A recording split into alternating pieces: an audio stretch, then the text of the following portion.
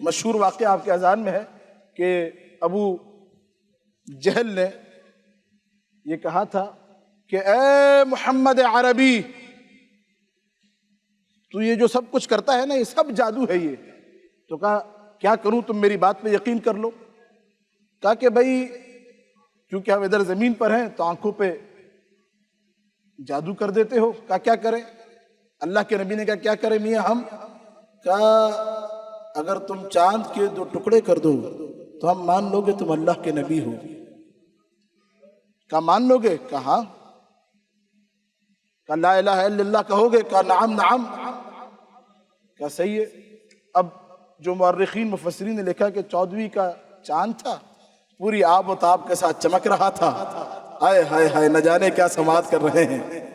اللہ کے نبی نے سارے کفار قریش و مکہ جمع ہوئے، پورا گروہ چاند کی طرف انگشت شہادت سے انگلی بڑھائی، اور جیسے ہی یوں کر کے اشارہ کیا اللہ کے نبی نے، تو عزیزو خدا کی قسم لکھا مفسرین نے، جس طرح آپ تربوز کو چھری سے کاٹ کے 2 ٹکڑے کرتے ہیں، اللہ اکبر، اس طرح چاند کے 2 ٹکڑے ہو گئے۔ نبی نے کہا پڑھو کلمہ لا الہ الا اللہ۔ کہا اے محمد